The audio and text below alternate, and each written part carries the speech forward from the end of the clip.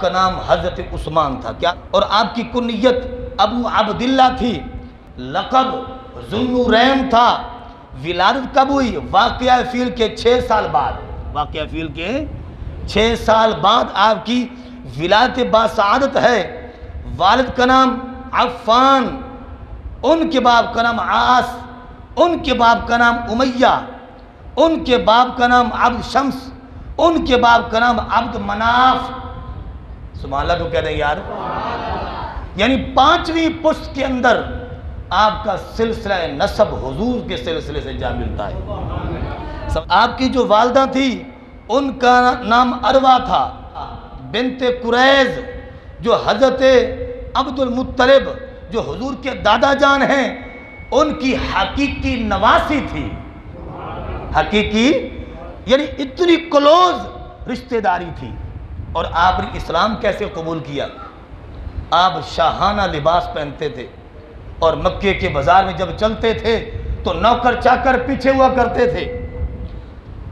شہزادوں والے لباس، شہزادے تھے، سرداری آپ کو گھر سے ملی اور آپ پیدائشی سردار تھے مکے کے۔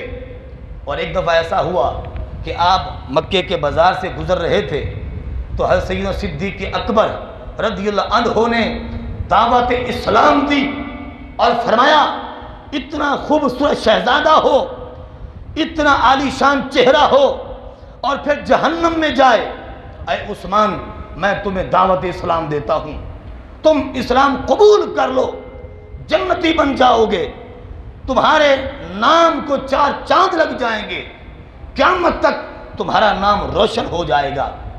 آخر وہ بھی کوئی عام شخصیت نہیں تھی، حضور کے بعد جن کا مقام و مرتبہ تھا، ان کی زبان سے نکلے ہوئے الفاظ نے ایسا اثر کیا کہ اس امت میں حضرت صدیق اکبر رضی اللہ عنہ اسلام قبول کرنے کے بعد، حضرت مولا علی شیر خدا رضی اللہ عنہ کے اسلام قبول کرنے کے بعد، حضرت زید بن حارثہ رضی اللہ عنہ کے اسلام قبول کرنے کے بعد، جو سب سے پہلے اسلام قبول کرنے والے تھے ان کا نام حضرت عثمان بن عفان رضی اللہ عنہ تھا۔ استقامت دیکھیں، جب اسلام قبول کیا ہمیں اسلام مفت میں مل گیا۔ آج ہمارے ملک میں معیشت کمزور کیوں ہے؟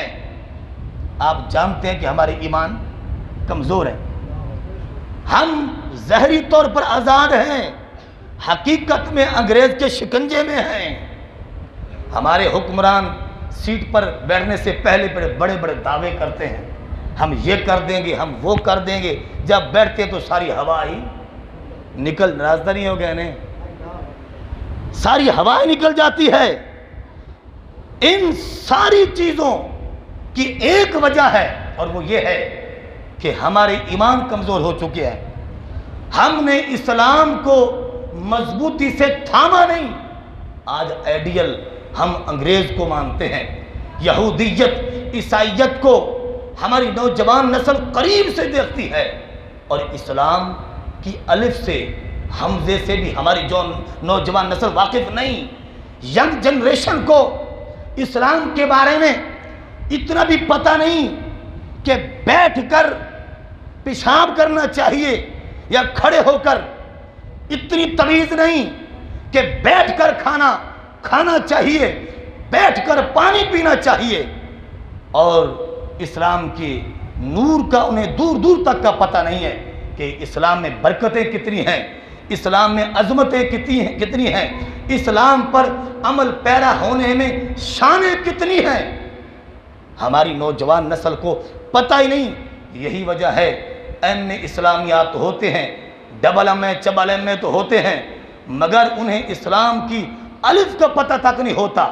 پوچھا جائے تو اسلامیات کیا ہوا ہے تو پڑھنا ایک لفظ نہیں آتا، پہلے سپارے کا ترجمہ نہیں آتا، اور پہلے سپارے کے بارے میں پتہ نہیں ہوتا، ایک لفظ سیدھا نہیں آتا، پوچھو تو ڈبل ایم اے چبل ایم اے پتہ نہیں کیا کیا ہوا۔ مفلوج اسلامیات پڑھائی جاتی سکولوں میں، اور وہ اسلامیات کہ جو اپنے دل دماغ کو مانے اور جو صرف مسجد تک محدود رہے، نظام میں نہ آئے۔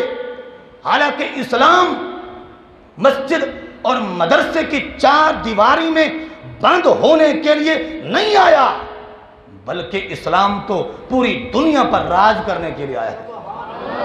اللہ اکبر، اللہ اکبر۔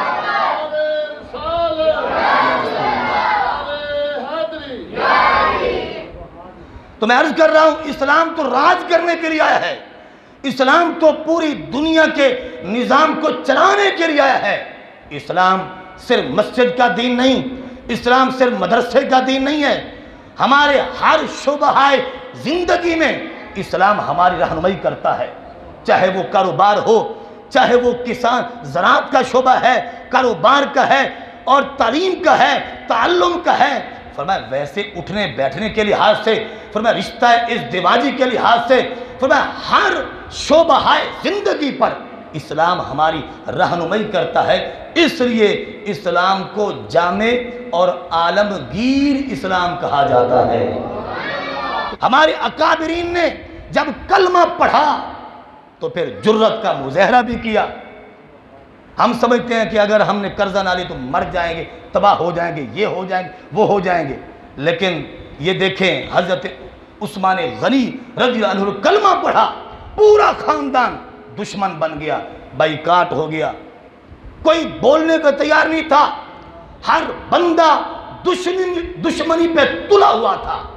حکم بن ابی العاص جو کہ آپ کا چچا تھا، اس نے آپ کو رسی سے باندھا، رسی سے باندھ کر لٹکا دیا اور کہا کہ جب تک تم کلمہ نہیں چھوڑو گے، جب تک تم دامن مصطفیٰ صلی اللہ علیہ وسلم نہیں چھوڑو گے، اے میرے بھتیجے عثمان، میں تمہیں نہیں چھوڑوں گا، یہی تم بندے رہ جاؤ گے۔ تو حضرت عثمان غنی رضی اللہ عنہ کی عظمتوں پر قربان جائیں، سبحان اللہ کہتے ہیں۔